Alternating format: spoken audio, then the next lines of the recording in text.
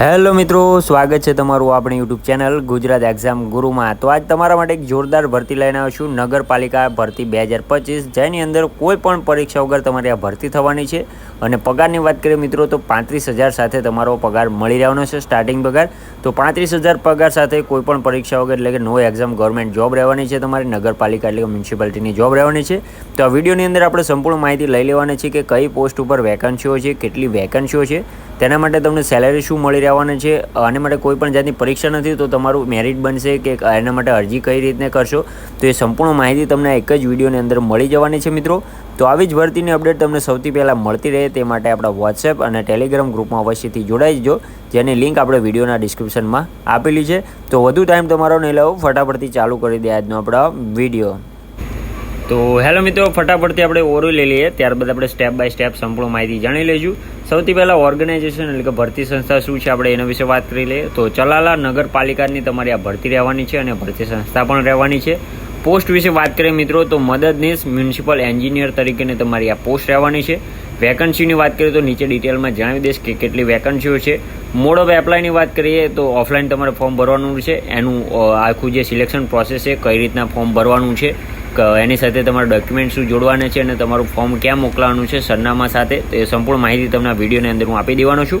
Job લોકેશનની વાત કરીએ તો ગુજરાતની અંદર જ તમારું જોબ લોકેશન મળી રહેવાનું છે। અને સેલેરીની વાત કરીએ મિત્રો તો 35,000 તમારી આની અંદર સેલેરી છે। ઓકે, વાત કરીએ એજ્યુકેશન ક્વોલિફિકેશન, મ્યુનિસિપલ એન્જિનિયર તરીકેની તમારી આ પોસ્ટ આવવાની છે, જેની અંદર એજ્યુકેશન ક્વોલિફિકેશન વાત કરીએ મિત્રો તો ડિપ્લોમા ઇન સિવિલ, જે 3 વર્ષનો કોર્સ આવે છે સિવિલ એન્જિનિયરિંગનો, એ કરેલો હોવો ફરજિયાત રહેવાનું છે। અને સેલેરીની વાત કરીએ તો આપણે અગાઉ જણાવ્યા મુજબ 35,000 તમને આની અંદર સેલેરી મળી રહેવાની છે। એજ લિમિટેશનની વાત કરી લે મિત્રો તો 18 વર્ષ મિનિમમ માગેલા છે અને મેક્સિમમ 35 વર્ષ છે, એટલે કે 18 થી 35 વર્ષ વચ્ચે તમે છો તો અમે એપ્લાય કરી શકો છો। અને ગવર્મેન્ટ નિયમ મુજબ જે છૂટછાટ મળવાપાત્ર છે એ પણ તમને આની અંદર મળી રહેવાના છે। વેકન્સી ડિટેલની વાત કરીએ તો એમને જે ઓફિશિયલ નોટિફિકેશન આપેલું છે મિત્રો તેની અંદર કોઈ ખાસ જોગવાઈ કરી નથી કે કેટલી વેકન્સીઓ છે, ખાલી આટલી જાહેરાત આપી છે એ પ્રમાણે તમને જણાવી રહ્યો છું। એપ્લિકેશન ફીની વાત કરીએ મિત્રો તો તમે કોઈ પણ કેટેગરીઝમાંથી આવતા હોય, general, OBC, EWS, SC, ST, તમારે કોઈ પણ જાતની ફી આની અંદર પડવાની રહેવાની નથી।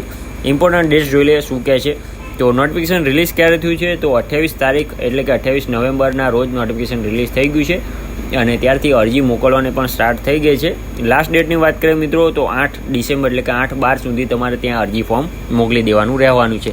કઈ રીતના મોકલશો એ પણ જણાવી દો, સિલેક્શન પ્રોસેસ આખું।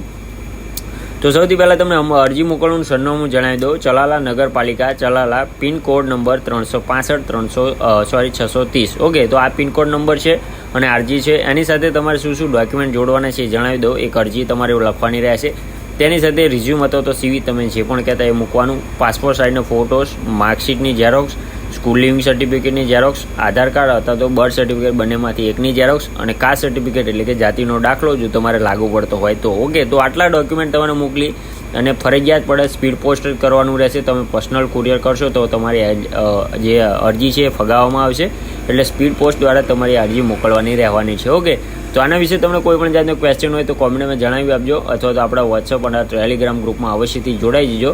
આવી જ ભરતી અને અપડેટ આપણે વિડીયોની અંદર લાવતા રહીએ છીએ, તો એના માટે આપણે વોટ્સઅપ અને ટેલિગ્રામ ગ્રુપમાં જોડાઈ જજો, જેની લિંક આપણે વિડીયોના ડિસ્ક્રિપ્શનમાં આપેલી છે। તો મળીએ નવા વિડીયોમાં નવી ભરતી સાથે, ત્યાં સુધી જય હિન્દ, જય માતાજી।